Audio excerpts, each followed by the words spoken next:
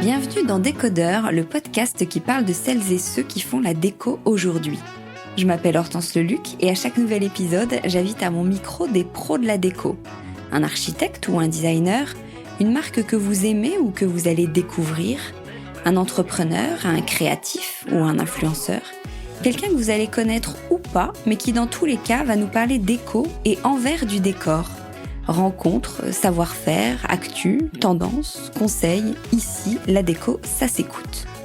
Bon allez si quand même, pour les images, rendez-vous sur le compte Instagram Décodeur Podcast.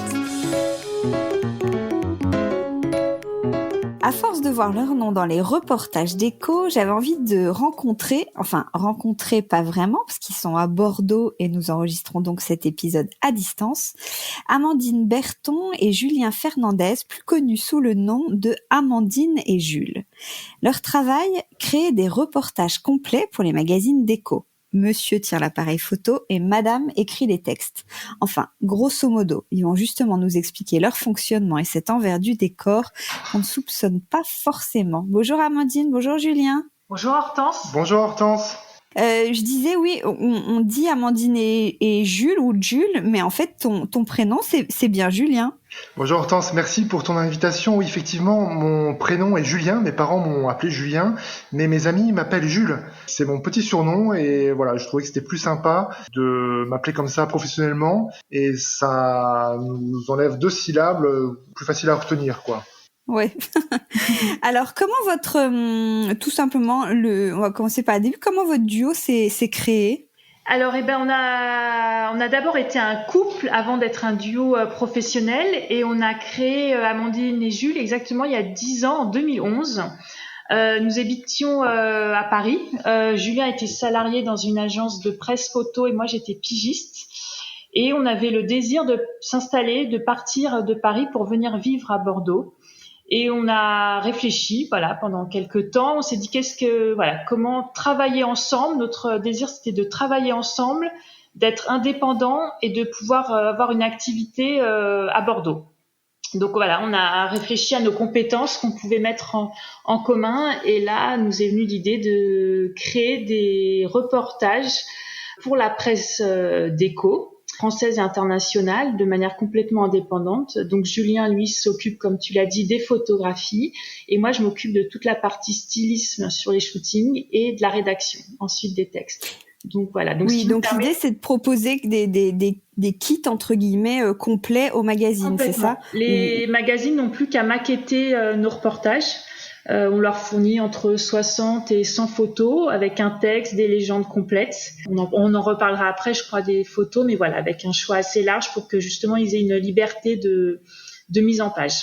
Il faut avoir à l'esprit que les magazines sont composés en interne de 4-5 personnes, voire un peu plus parfois, mais souvent, la plupart sont des toutes petites équipes et ils sous-traitent une grande partie de leur contenu à des indépendants comme nous qui leur fournissons les photos, le texte clé en main.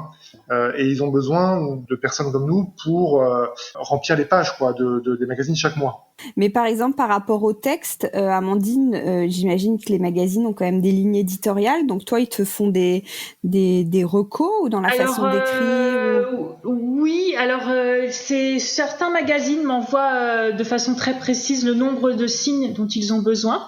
Donc après, j'ai un texte et après je m'adapte en fonction de leur signe. Voilà. Et puis j'ai une traductrice à Bordeaux, Kate, qui traduit tous mes textes en anglais et comme ça je les vends en anglais à la presse étrangère et après les textes sont traduits en allemand, en néerlandais, en chinois. Voilà. En chinois?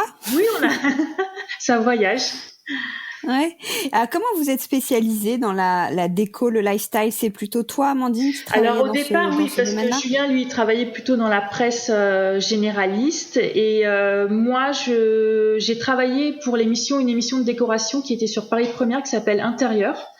C'est à ce moment-là où je me suis reconvertie à la décoration.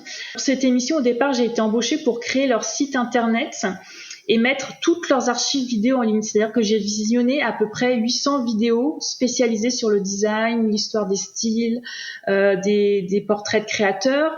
Et là, j'ai mis en place un thésaurus, un moteur de recherche. Donc, je me suis vraiment créé une culture de la décoration à cette époque-là, et j'ai eu la chance de pouvoir ensuite travailler à la rédaction de l'émission, partir en tournage. Donc là j'ai été journaliste mais audiovisuel, et ensuite je suis devenue pigiste pour des sites web de décoration et des magazines. Voilà. Et tu as formé Julien à l'univers tu l'as sensibilisé au monde de la déco. Exactement. Mais bon, c'est quand même, voilà, moi qui reste un peu le regard plus déco et lui plus, esthétique, mais technique, ouais.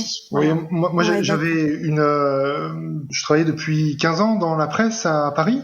Et donc j'avais une bonne expérience du marché, de l'industrie de la presse mondiale. Et du coup j'avais cette expertise de la façon de commercialiser des reportages, de la façon de les monter, la façon de les publier, enfin voilà, de les vendre aux magazines.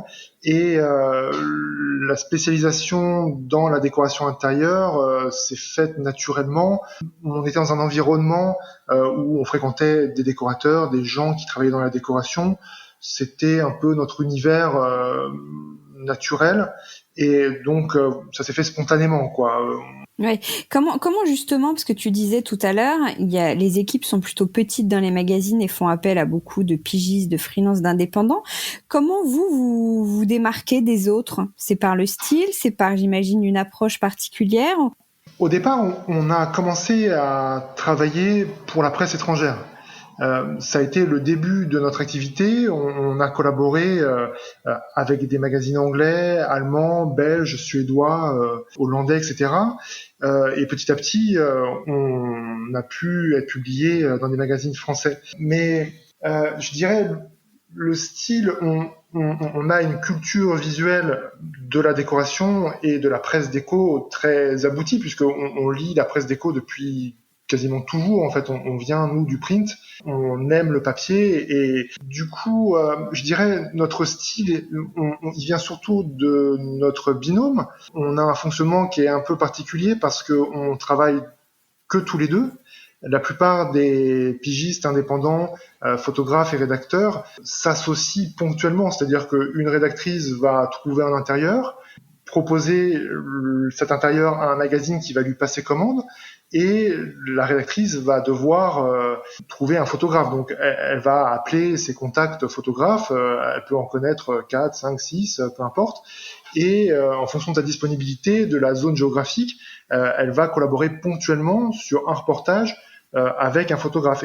Et nous, la différence, c'est que déjà, on se présente comme Amandine et Jules, donc vraiment comme un couple au travail, et comme un binôme, comme une équipe. Et donc, je dirais, peut-être il y aura une cohérence dans tous nos reportages, puisque c'est toujours le même photographe et la même styliste, la même rédactrice qui les produisent depuis le début. Et je dirais que c'est peut-être à cet endroit-là que vient notre style. Ensuite, on est inspiré par la presse anglo-saxonne beaucoup, donc qui est une presse déco très libérée, où la déco est un divertissement joyeux, avec beaucoup d'humour. Les Anglais ont du recul sur leur déco et ils osent des choses qu'on voit pas forcément en France, etc. Et puis, moi personnellement, je suis aussi inspiré par les photographes de Suède, voilà, des pays nordiques, etc., qui font des photos très surexposées, très lumineuses. Ça serait peut-être dans cette direction qu'on pourrait dire qu'on a un style. Et par le fait que nous ayons dès le départ collaboré avec des titres étrangers, dès le départ, nos reportages étaient habités. On n'a jamais considéré les intérieurs comme des matières, comme des natures mortes. Pour nous, en intérieur, c'est avant tout des personnes qui y vivent, et c'est ça qu'on cherche à montrer, plus que les objets. C'est comment les gens habitent chez eux. Et donc, dès le départ, en 2011, on faisait des reportages Et on photographiait les propriétaires chez eux. On faisait des portraits, on les photographiait dans leur canapé en train de bouquiner, on les photographiait dans leur cuisine en train de cuisiner, de couper des courgettes. On photographiait les enfants dans leur chambre avec leurs parents, etc. Et ça, c'était en 2011 en France. Il n'y avait pas beaucoup dans la presse déco. Enfin, personne ne faisait ça, quoi. Il n'y avait pas encore de home tour, il n'y avait pas de... si, il commençait. Il y a Milk Décoration qui a toujours fait, home aussi, mais c'est vrai qu'à l'étranger, ils ne conçoivent pas de présenter un intérieur vide, alors qu'en France, ça évolue, mais lentement. Il y a encore plein de grands magazines où on verra, et je pense que c'est aussi une mentalité. Les étrangers, ils ont moins de pudeur peut-être, et c'est-à-dire qu'en Angleterre, on va donner le nom des chiens, on va vraiment parler de façon intime des gens, la façon dont ils vivent. Alors qu'en France, souvent les gens veulent rester anonymes, ils sont plus vivons heureux, vivons cachés. Ils sont plus, ils veulent pas trop souvent s'afficher. Alors qu'à l'étranger, on a l'impression qu'ils sont plus décomplexés par rapport à ça. Voilà, même des gens qui sont connus, ils sont plus ouverts à se dévoiler. Et du coup, c'est peut-être ça. Vous sentez que c'est un métier qui évolue ? L'approche, la façon de photographier les intérieurs a évolué depuis une dizaine d'années, tu dis ? Alors, c'est difficile pour nous de répondre à cette question parce que on fête nos 10 ans d'existence, Amandine et Jules, cette année. Et on considère que 10 ans, c'est bien, mais on n'est pas non plus, on est encore un peu jeune sur ce secteur-là. Et donc, on n'a pas forcément beaucoup de recul. Ce qui est certain, c'est que je dirais qu'il y aura toujours pour être publié la rigueur de la photo d'architecture, c'est-à-dire des photos nettes, enfin où on voit les lieux vraiment. Et puis peut-être les magazines, oui, ils cherchent à avoir davantage de lifestyle, de photos peut-être avec un peu de profondeur de champ, qui peuvent plus se rapprocher d'une sensation d'intimité, quoi, de vraiment où on entre à la façon un peu d'un home tour, mais globalement. Pour la presse déco, il y a quand même une grammaire visuelle à respecter qui me paraît pas avoir énormément évolué. Il y a des magazines avec des directions artistiques très fortes comme Milk Décoration qui vont effectivement s'inspirer de ce qui peut se faire aux États-Unis ou ailleurs et apporter justement cet état d'esprit un peu anglo-saxon, très vivant, très lifestyle de la déco. Après, globalement, ça reste... Pour moi, en 10 ans, il n'y a pas grand-chose qui a évolué, si ce n'est que effectivement maintenant, il faut, pour le marché français, avoir systématiquement des portraits des propriétaires dans le reportage. Ça devient indispensable et je pense que c'est une bonne chose. Oui, d'accord. Alors sur les shootings un peu plus précisément, comment ça se passe une séance photo par exemple pour trouver les lieux, est-ce que ce sont les magazines qui trouvent des lieux et qui vous missionnent ou c'est plutôt l'inverse, vous trouvez des lieux, des personnes qui acceptent d'ouvrir les portes de leur maison et vous les proposez aux magazines? Oui, c'est dans ce sens-là. En fait, nous on est vraiment force de proposition, on travaille très rarement à la commande. Pour les magazines en tout cas.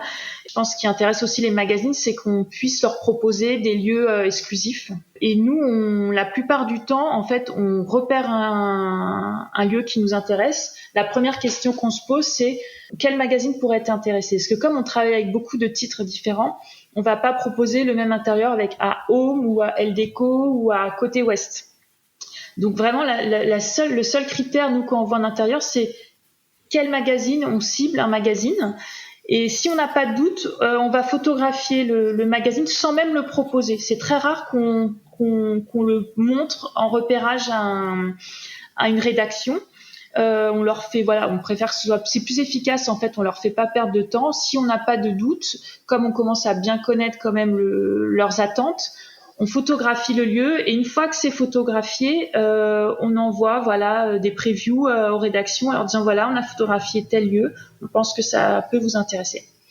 C'est dans ce sens-là. Mais vous, comment vous les trouvez, ces intérieurs du coup et ces personnes ? La recherche d'intérieur, ça correspond à peu près à presque 60% de notre temps de travail, quoi. C'est vraiment le cœur de notre métier. C'est un travail, je dirais, journalistique, d'enquête, où on va taper dans le dur, quoi. C'est-à-dire que la particularité peut-être de notre style, justement, de notre identité, c'est que on n'est pas forcément très connecté avec les principaux décorateurs français qui font un peu la tendance qu'on voit dans les grands magazines. On n'est pas affilié avec certains architectes d'intérieur. On va privilégier toujours des reportages chez des particuliers qui ont fait leur propre décoration, quoi, sans aide extérieure la plupart du temps. Et du coup, pour trouver des particuliers qui ont des intérieurs intéressants, eh ben il faut passer beaucoup de coups de fil, quoi. Il faut vraiment remuer terre et ciel pour pouvoir trouver une pépite. Donc concrètement, il y a plusieurs moyens pour trouver des intérieurs. Évidemment, les réseaux sociaux sont une source intéressante, puisque de plus en plus de gens photographient chez eux et montrent leur intérieur sur Instagram ou d'autres réseaux. Donc ça, pour nous, c'est une source qui est intéressante, mais qu'on prend avec des pincettes, parce qu'il y a beaucoup de bruit. C'est-à-dire que il peut y avoir des comptes Instagram de décoration hyper intéressants, mais qui reposent que sur des photos de détail. Des personnes très talentueuses qui peuvent réussir à faire des photos superbes de mise en scène, de table, de petits détails de leur décoration. Et nous, on a besoin d'un intérieur qui soit complet, quoi. On a besoin de voir vraiment les lieux, l'agencement, comment les lieux sont faits. Et donc, c'est un peu trompeur. Instagram, on est assez vigilant. Et puis, il y a beaucoup de choses. Donc, c'est aussi parfois pas très efficace de se reposer que sur Instagram. Après, quand même, avoir analysé de manière assez précise quelles étaient les meilleures sources de prospection pour nous, on s'est rendu compte qu'il y a que le bouche à oreille qui fonctionne vraiment. Le bouche à oreille, c'est la garantie quand même dès le départ d'entrer en contact avec quelqu'un qui a un intérieur dont la personne qui nous recommande, c'est déjà un peu ce qu'on cherche. On a photographié en 10 ans environ 250 maisons et appartements. Il faut que ces intérieurs aient plusieurs critères qui permettent leur parution. Il faut que ce soit des intérieurs qui soient complets, c'est-à-dire qu'on ait une maison avec une cuisine, une salle de bain, une pièce à vivre, une salle à manger, une suite parentale, si possible des chambres d'enfants, des parties communes et en bonus un extérieur. Voilà, donc ça déjà sont les critères de base. S'il manque une pièce dans cette liste, déjà ça va nous poser problème. On va se dire tiens, la cuisine n'est pas rénovée, alors peut-être les gens louent, donc ils n'ont pas investi dans la rénovation de la cuisine puisqu'elle leur appartient pas. Donc on va se dire ok, est-ce que le reste est suffisamment intéressant pour qu'on puisse se passer d'une cuisine, parce que les magazines ont besoin de toutes les pièces. Et puis ensuite, dans le style de l'intérieur, de la décoration, on va toujours rechercher une décoration qui est un petit plus, quoi, qui est toujours quelque chose de différent. C'est difficile à décrire parce que les magazines ont des lignes éditoriales qui sont toutes différentes, donc potentiellement certains magazines vont chercher que de la maison de campagne, d'autres des maisons contemporaines, etc. Du coup, on va toujours être attentif de voir si l'intérieur, la décoration, le style a de la personnalité. C'est vraiment ça qui compte pour nous. C'est le truc le plus important, un petit twist, un petit élément fort. Ça peut se reposer sur une couleur, un motif, une vue, un paysage. Ça peut tenir à des éléments comme ça. Mais voilà, donc après, ces critères-là, il y en a d'autres après qui rentrent en jeu, mais je vais faire court. Mais le résultat, c'est que on voit beaucoup d'intérieurs, beaucoup de maisons, et on en choisit peu parce que comme on travaille pas à la commande, il faut qu'on soit sûr de réussir à les publier, ces intérieurs. Et donc on prend pas de risque. Dès qu'on a un doute, qu'il y a un des critères qui n'est pas là, on va se dire tiens, là on réduit nos chances de parution et on est totalement transparent avec les propriétaires. Si on vient chez eux, c'est pour être publié. Pour que personne soit déçu. Et le repérage, c'est vraiment ce qu'il y a de plus long, de plus difficile dans notre métier. Voilà, c'est beaucoup de temps au téléphone, à contacter les gens, à leur expliquer qui on est, à les mettre en confiance, parce que c'est un appel qui est pas forcément naturel, hein, de demander aux gens d'aller voir comment c'est chez eux. Donc c'est quelque chose sur lequel on est très attentif et on essaie de bien le faire, quoi. Et ensuite, quel est leur comportement en fait? Ils sont, une fois que vous êtes mis d'accord, ils sont plutôt fiers de montrer leur intérieur. Ils sont plutôt timides. Comment ça se passe? Aujourd'hui, la plupart des gens qu'on contacte nous connaissent parce que on est publié dans la presse française, etc. Ce qui n'était pas forcément le cas au début, où il fallait qu'on explique notre démarche systématiquement et qu'on explique qui on est, etc. Et je dirais, la plupart des propriétaires chez qui on va sont des gens qui aiment la presse déco et la photo déco, et donc ils sont, c'est une forme de reconnaissance pour eux qu'on photographie leur intérieur et qu'on leur propose de le faire publier. Donc c'est un aboutissement, un instant T du travail qu'ils ont fait dans leur maison, dans leur appartement. Donc ils sont plutôt contents, hein. C'est un moment. Alors moi je suis assez attentif à ce que cette rencontre soit un moment joyeux.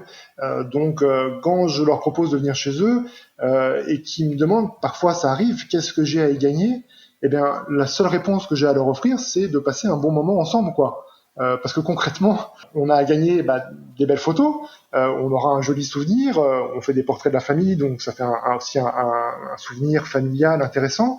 La reconnaissance d'être publié, les magazines ont retenu notre décoration, donc c'est sympa, mais c'est tout, quoi, en fait, hein. Donc c'est déjà beaucoup, mais je dirais le plus important pour moi aujourd'hui, c'est de passer un bon moment avec eux. Il leur offrir une expérience sympa. Et alors sur le lieu, le jour J, est-ce que on se dit que parfois les photos peut y avoir un petit décalage avec la réalité? Est-ce que c'est très rangé? Est-ce que vous déplacez des choses? C'est optimisé? Est-ce qu'il y a beaucoup de stylisme de la part d'Amandine, c'est-à-dire d'apporter des meubles ou des objets déco qui n'appartiennent pas forcément au propriétaire, mais qu'on vous demande de placer? Comment ça se passe?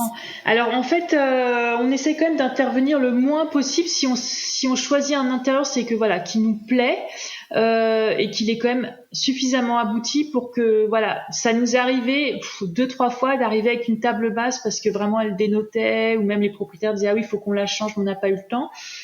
Mais vraiment le stylisme que moi je vais apporter, ça va être toujours une base de fleurs, de fruits, de pain pour voilà, oui en effet pour pouvoir dresser une table dans la cuisine.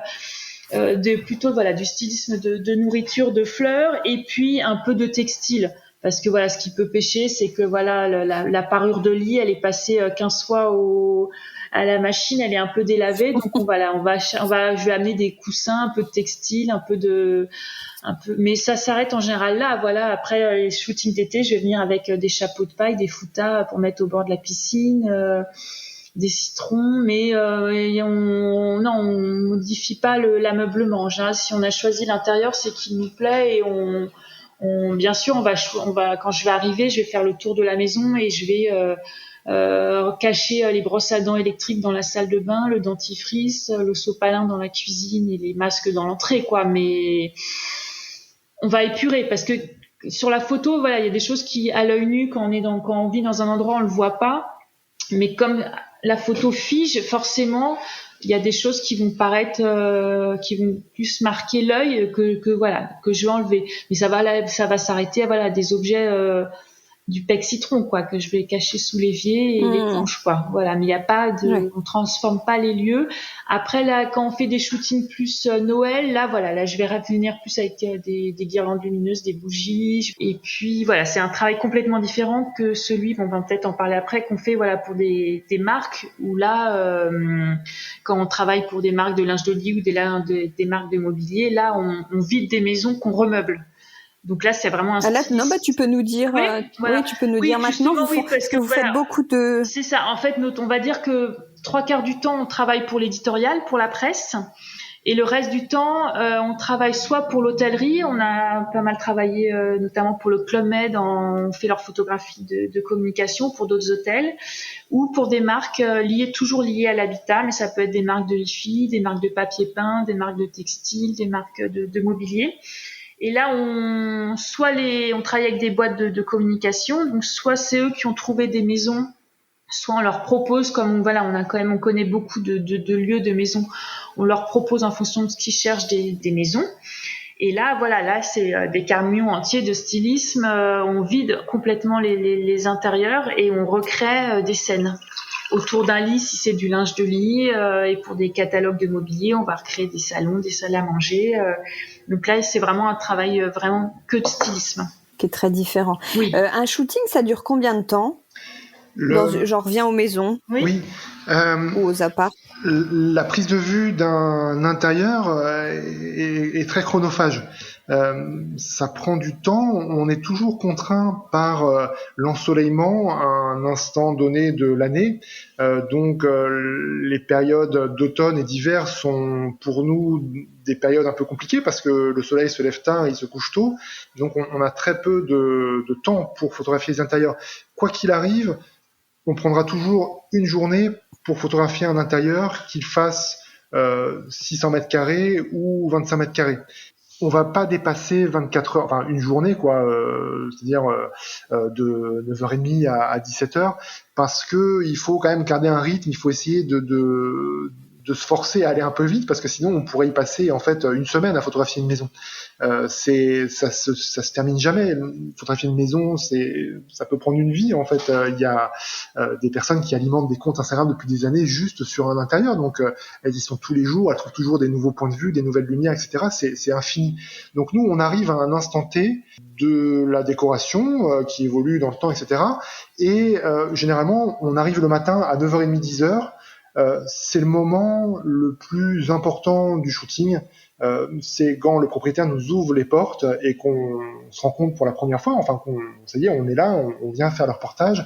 Et c'est un moment où on doit être très ouvert, très bienveillant dans la communication, dans l'échange. On a conscience que les propriétaires nous ouvrent les portes de leur intimité, et nous, on a conscience que c'est quelque chose de très précieux. Et qu'il faut respecter absolument. Donc il doit y avoir une confiance totale et être dans une transparence absolue, quoi. Voilà, on n'est pas là pour mentir ou on est là pour embellir leur vie quotidienne, montrer comment ils se sont appropriés les lieux, comment ils vivent. Donc première étape, un café ou un thé, on discute, on fait le tour de la maison ensemble, et en fonction de la taille des pièces, du travail à y accomplir, c'est-à-dire un travail qui consiste souvent à ranger un peu et à enlever des éléments plutôt qu'en ajouter. Et en fonction de l'ensoleillement de l'espace, de l'orientation de la maison, on va fixer à environ 10 heures du matin une espèce de séquençage de la journée. On va se dire, bon, ok, je vais dire à Amandine, il faut qu'on commence par le salon parce que il est orienté à l'ouest et donc le matin il n'y a pas de soleil dans cette pièce. J'aime pas quand le soleil rentre trop fort dans les pièces, donc il faut qu'il y ait une lumière diaphane assez légère, etc. Et puis on va tourner à rebours du soleil, quoi. Donc on commence par le salon. Après, je lui propose de faire la cuisine. Voilà, je lui dis dans quel ordre on va le faire. Et Amandine commence à préparer les pièces les unes après les autres, et moi je suis. On fait généralement la première pièce ensemble. On est tous les deux, c'est le démarrage. Et donc on aménage, on prépare, on va ajouter des fleurs. On fait ça avec le propriétaire. Hein, c'est un échange, c'est un moment de joie et de fête avec le propriétaire. Hein, c'est parce qu'on implique beaucoup les propriétaires dans le shooting. On leur pose toujours un peu, on leur demande leur avis, qu'est-ce que vous en pensez, si vous avez des idées, aidez-nous. On s'appuie beaucoup sur le style du propriétaire, c'est lui qui va nous guider. Si on dérape, si on met un objet qui va pas du tout, on compte sur lui pour nous le dire, quoi. Attendez, ça c'est pas moi, je comprends pas ce que c'est, donc voilà. Et ensuite, on déroule les pièces les unes après les autres. Amandine a toujours une pièce d'avance sur moi. Donc typiquement, je suis en train de faire la cuisine qu'elle vient de préparer, et ben pendant ce temps-là, elle sera en train de préparer une chambre jusqu'à la fin de la journée, quoi. On commence, moi, il faut que j'ai fait ma première photo avant 11h. 11h, c'est ma limite. Si j'ai pas fait de photo à 11h, je commence à stresser. Et ensuite, on poursuit jusque 17h, 17h30, quasiment non-stop. Et à partir de 17h30, on commence à être fatigué parce que ça nécessite un travail physique parce que on est en permanence agité, on soulève des objets, on bouge beaucoup des petites choses, mais à quelques centimètres, quelques millimètres près. Donc il y a une fatigue physique et puis il faut être très concentré parce que il faut bien cadrer. Il y a des choses à faire. Donc c'est un moment où moi je vais être très concentré et Amandine va peut-être prendre le relais un peu socialement pour parler avec le propriétaire parce que parfois il faut toujours garder le contact dans la journée, donc c'est pas forcément évident quand on fait une prise de vue d'être à la fois concentré sur le cadrage, la lumière, la partie technique et parler avec le propriétaire en permanence. Donc ça, le binôme est très précieux pour ça. Et je dirais, on fait une petite pause de 20 minutes, une demi-heure pour déjeuner, et à 17h30 on s'arrête, on a couvert toute la maison, extérieur inclus, et là c'est le moment sympa où on remet la maison exactement telle qu'elle était, parce qu'on prend en photo la maison avant avec nos téléphones portables, et on remet, si on enlève un portrait de famille qu'on trouve un petit peu trop personnel, etc., on le remet exactement à sa place. Évidemment, on repart pas sans que tout soit exactement comme quand on est arrivé. Et puis là, généralement, après, les fins de journée sont des moments sympas où on va partager avec les propriétaires, boire un coup, discuter, où on va être plus détendu, on va pouvoir se détendre. Et la rencontre est vraiment la chose la plus importante pour moi, puisque la plupart des propriétaires chez qui on va deviennent des gens qu'on suit dans le temps. Certains deviennent des amis, on reste en contact. Il y a une relation qui se crée et qu'on entretient et qui est vraiment le cœur de notre métier, quoi. Ouais, d'accord. Est-ce que tu prends, du coup, sur toute une journée comme ça, on voit souvent les photographes qui prennent vraiment beaucoup de photos. Est-ce que tu saurais nous donner une estimation, grosso modo? Oui. Et puis surtout, comment tu fais après pour sélectionner? Alors, tu disais une centaine à un magazine, et après, le magazine, en plus, va n'en sortir qu'une dizaine. Comment se fait le choix? Oui, sur une journée de prise de vue, je réalise en moyenne 500 à 600 photos. Je fais environ 40 000 photos par an. Du coup, je fais beaucoup de photos. C'est peut-être un défaut, je sais pas les autres s'ils font autant de photos ou pas, mais en tout cas, ce qui est sûr, c'est que il faut beaucoup chercher. Et quand on cherche, on fait des essais qui sont ratés, et voilà, on cherche les bons points de vue, les bons cadrages, les bonnes lumières. Et puis une fois qu'on l'a trouvé, il faut qu'on agence un peu les objets, c'est-à-dire qu'il faut qu'il y ait un équilibre dans l'image qui soit naturel et agréable à regarder. Et donc ça nécessite de faire beaucoup de photos, parce que par exemple typiquement je photographie un salon avec un canapé, je fais une photo, on se rend compte sur l'écran que le coussin est trop à gauche, donc ça va pas, ça nous paraît déséquilibré, difficile à lire, donc on va le décaler à droite, finalement on trouve que ça va pas, on va le remettre à gauche, mais avec bref, voilà, c'est ça non-stop en fait. Et donc c'est très, ça prend beaucoup de temps. Oui. Et aussi ce qu'on peut ajouter, c'est comme on travaille avec beaucoup de magazines différents qui ont des maquettes différentes et des attentes différentes, il faut qu'on puisse proposer pour chaque lieu des verticales, des horizontales, des gros plans, parce qu'il y a des magazines qui vont mettre que des plans larges, mais d'autres qui vont aimer avoir plein de petits détails, de petites natures mortes. Et donc c'est pour ça aussi que tu fais beaucoup de photos, c'est que pour chaque point de vue, il faut toujours qu'on ait différents formats pour qu'après eux, ils aient la plus grande liberté possible de mise en page. Et l'objectif de tout ça, c'est que on livre un reportage complet où chaque magazine, on collabore avec une soixantaine de magazines dans un pays, et on leur fournit pour un reportage le même dossier. Et donc, il faut qu'ils trouvent tous leur bonheur dans ce dossier, quoi. Il faut qu'ils aient le bon nombre de photos qui correspondent à leur ligne éditoriale, leur maquette, leur direction artistique, etc. Et donc, l'objectif pour nous, c'est de ne pas revenir dans les maisons. On peut revenir amicalement pour voilà, pour passer du bon temps avec les propriétaires, mais ne pas revenir faire des photos, parce que le pire pour nous qui puisse nous arriver, c'est que on passe une journée à photographier une maison, qu'on y dépense beaucoup d'énergie, et qu'un magazine nous dise mais attendez, en fait la cuisine, il n'y a pas de photo horizontale, elle est où quoi? Et donc il faut que le jour J, sur la prise de vue, on soit attentif à vraiment réaliser, couvrir l'ensemble des besoins qu'aura un magazine pour publier un reportage, quoi. C'est indispensable. Ouais. Donc ça prend du temps, c'est fatigant, et souvent les propriétaires sont étonnés du temps que ça prend. Parfois les propriétaires peuvent nous dire ça va durer quoi, 2-3 heures? Non, en fait c'est un shooting, ça dure 6-7 heures, quoi. Et est-ce que tu fais beaucoup de retouches? Oui, le principal travail de post-production réside quand même dans la sélection finale des images.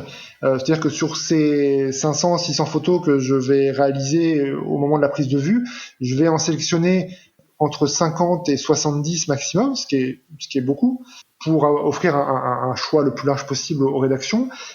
Cette sélection, c'est quelque chose qui prend du temps, parce qu'on revoit toutes les photos, les ratées, les bonnes, etc. Les bonnes photos sautent à l'œil rapidement, mais voilà, c'est sélectionner les photos, les mettre dans le bon ordre, c'est déjà quelque chose de pas évident, sur lequel j'ai pas mal d'expérience dans le passé, parce que j'ai été éditeur en agence de presse, tout ça. Mais c'est une partie du boulot qui est très importante. Et la retouche, moi je l'appelle le développement. Pour moi, la retouche, c'est vraiment de la retouche Photoshop lourde.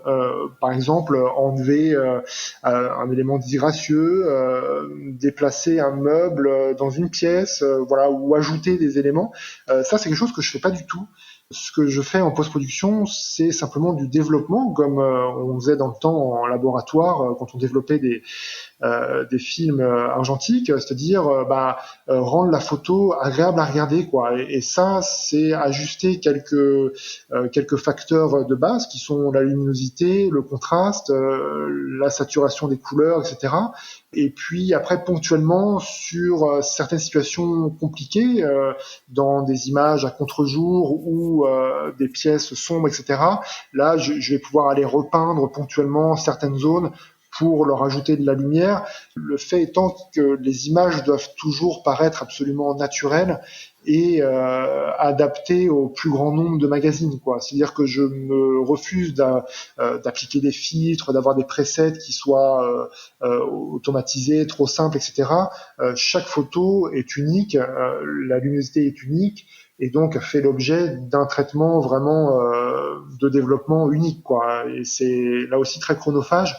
1 heure de prise de vue sur le terrain, c'est 1 heure de post-production au bureau, quoi. Oui, derrière. On parle beaucoup de la presse depuis tout à l'heure, alors qu'on peut entendre que la presse va de moins en moins bien. Vous, quel est votre regard sur ce point?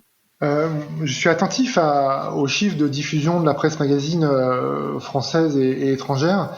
C'est quelque chose que j'observe attentivement depuis longtemps. Moi, j'ai commencé à travailler à la fin des années 90, début 2000, en pleine crise de la presse, l'arrivée du numérique, etc. Donc, je dirais que j'ai connu que la crise, quoi. C'est-à-dire que j'ai fréquenté beaucoup de photographes qui ont connu un âge d'or où les choses étaient plus simples, les budgets étaient très différents d'aujourd'hui. Ça paraissait peut-être plus facile. Les rédactrices en chef en papier avaient peut-être plus d'influence qu'aujourd'hui, etc. Mais il y a une chose qui est sûre, c'est que parmi tous les thèmes magazine papier, celui qui résiste le mieux aujourd'hui, c'est la décoration.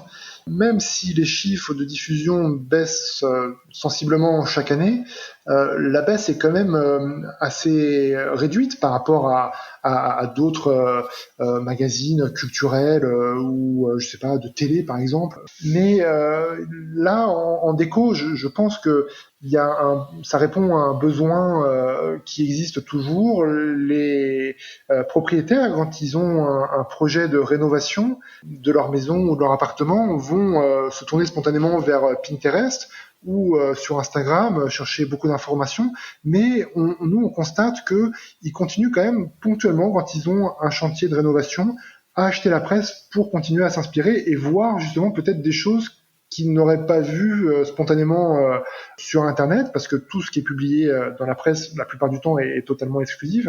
Donc, je dirais, il y a toujours un peu il y a la place pour le print. Ça paraît plutôt repartir justement un peu à la hausse, parce que la crise du Covid a profité à la presse magazine. Les gens se sont informés avec le papier, sont retournés dans les kiosques, donc c'est une tendance intéressante qu'on observe.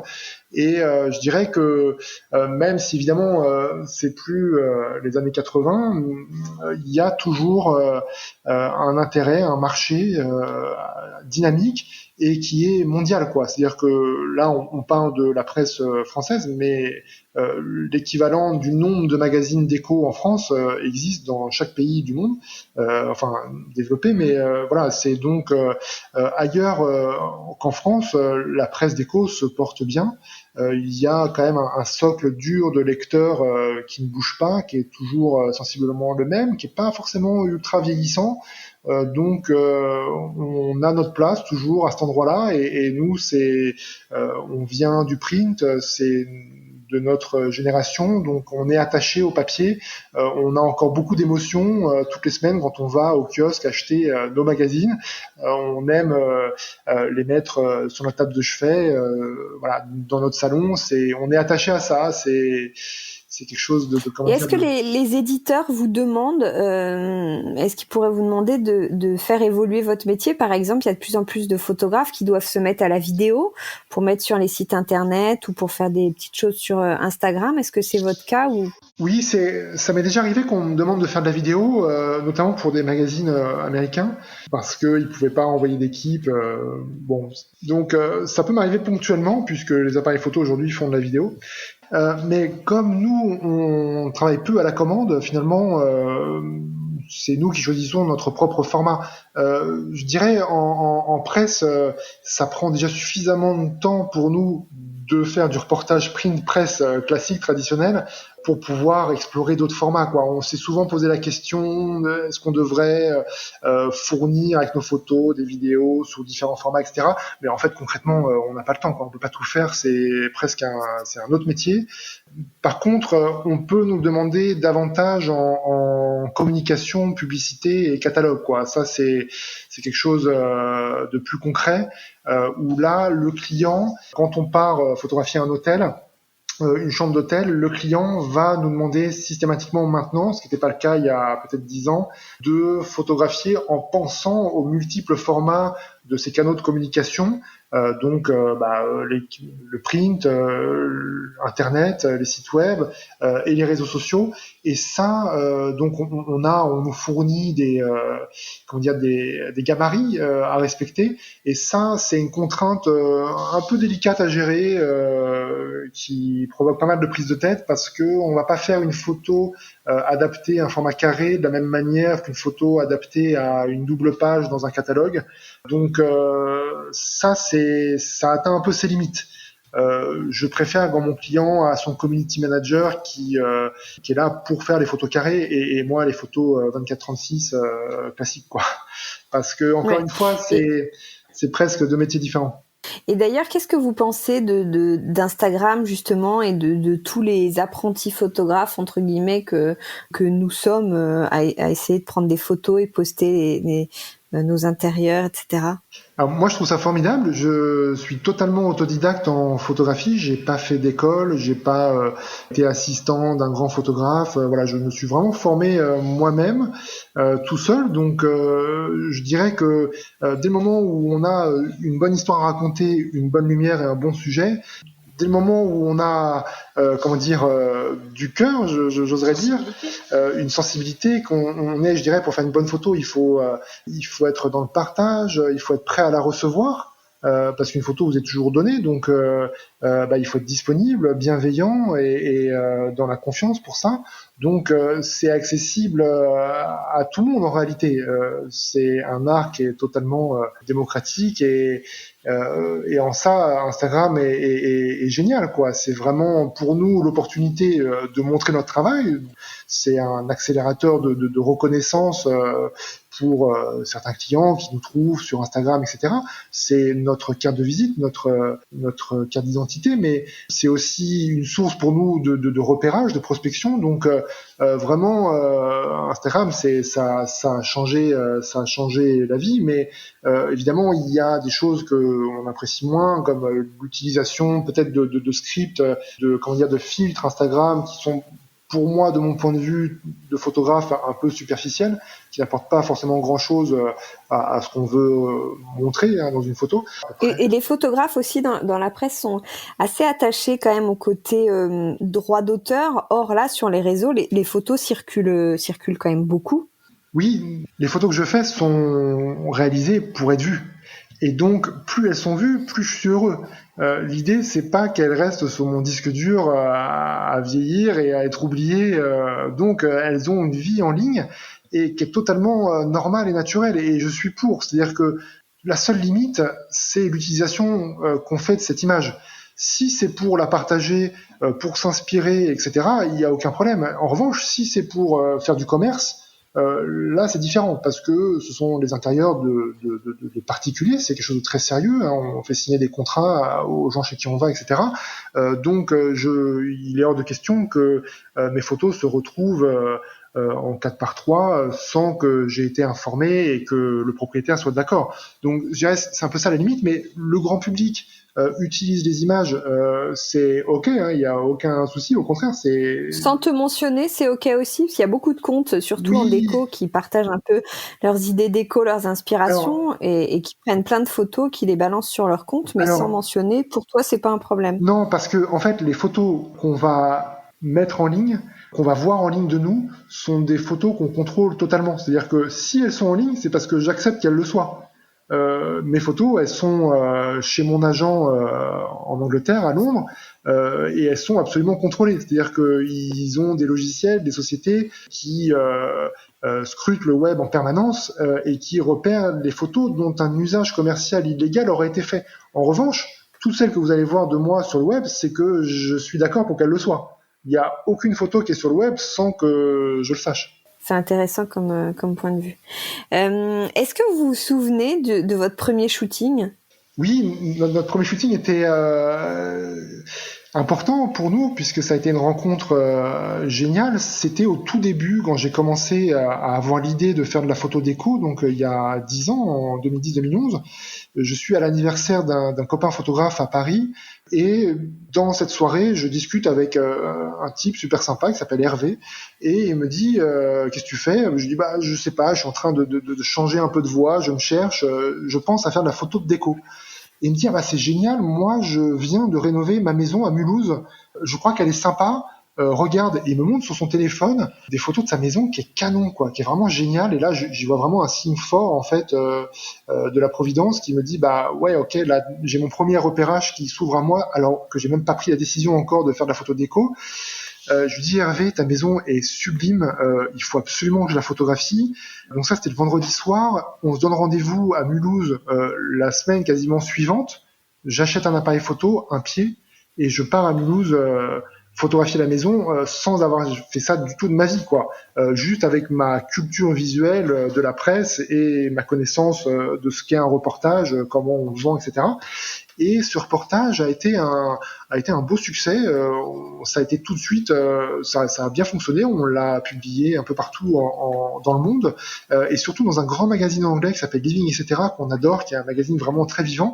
Et j'y suis allé un peu avec mon point de vue français, c'est-à-dire que j'ai photographié l'intérieur de manière très stricte, très architecturale, avec une belle mise en scène. C'était des belles photos d'architecture.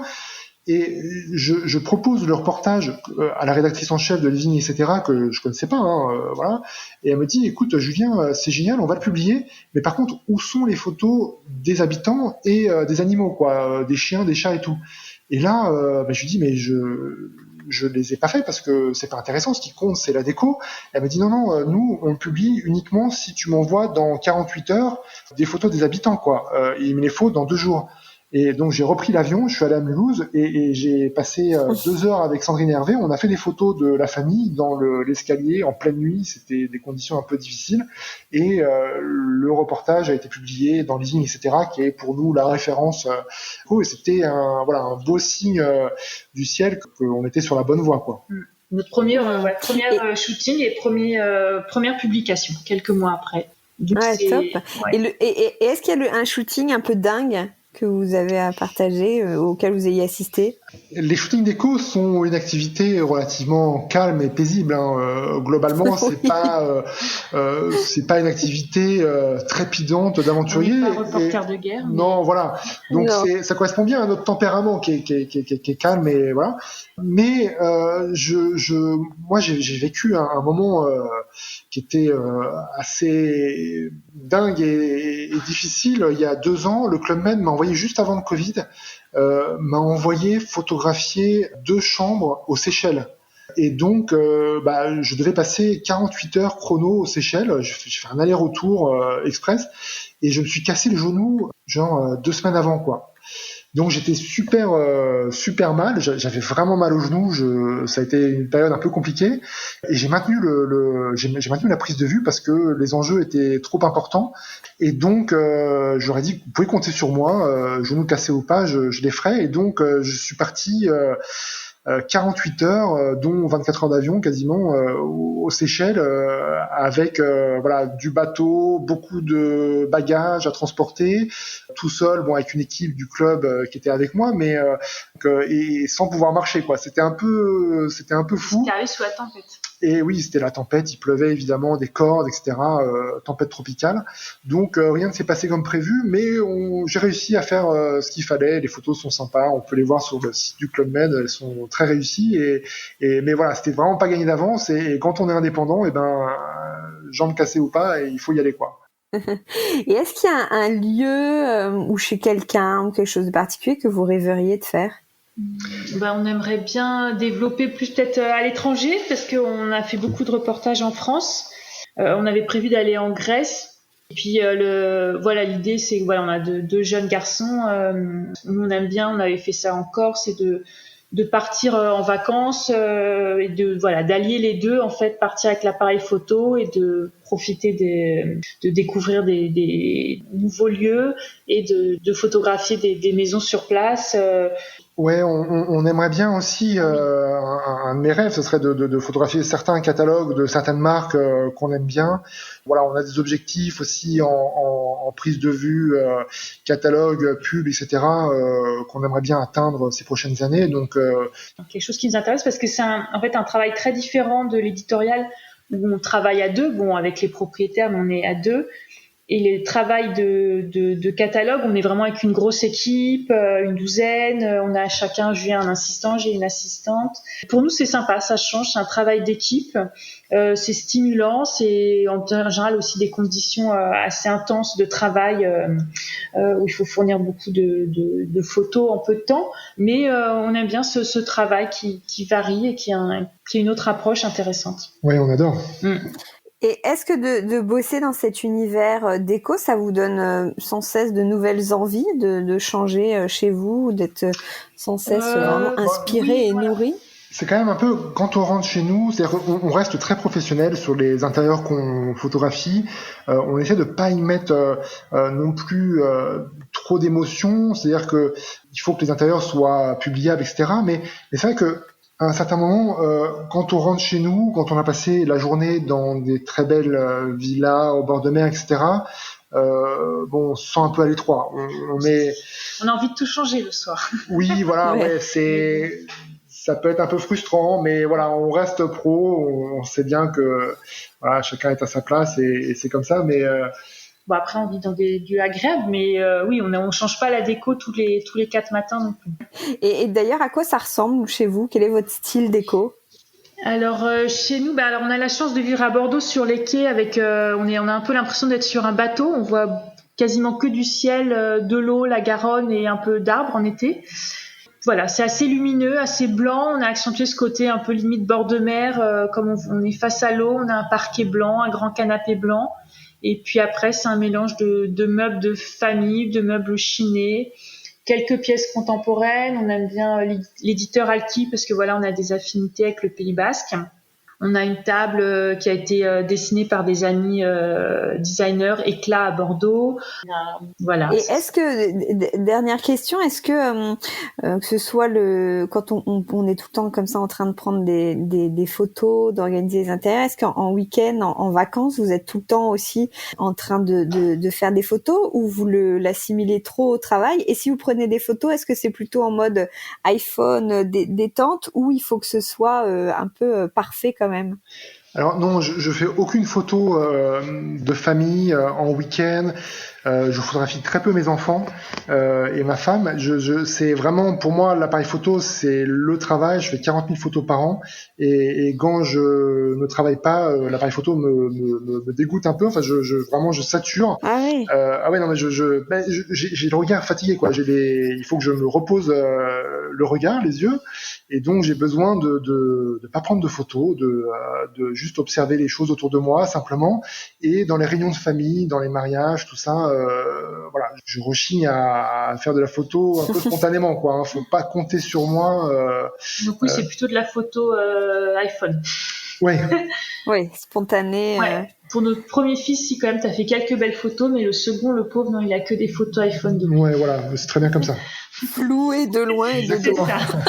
Super. Eh ben merci beaucoup. C'était vraiment passionnant de savoir comment vous fonctionnez. Merci beaucoup Hortense d'avoir pensé à nous. Merci Hortense. Merci. Avec plaisir. À bientôt. À bientôt. Au revoir. Au revoir Hortense. Décodeur, c'est terminé pour aujourd'hui. Merci beaucoup d'avoir écouté en entier.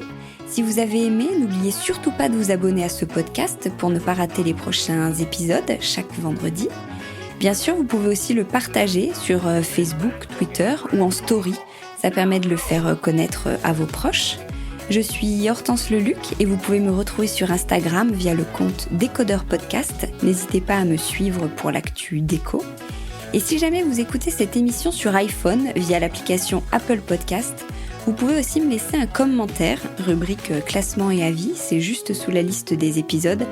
Les 5 étoiles me font toujours très plaisir et surtout, elles permettent de faire connaître Décodeur encore plus largement et de partager l'univers de la déco avec le plus grand nombre. Voilà, merci et à très bientôt alors, ici ou ailleurs.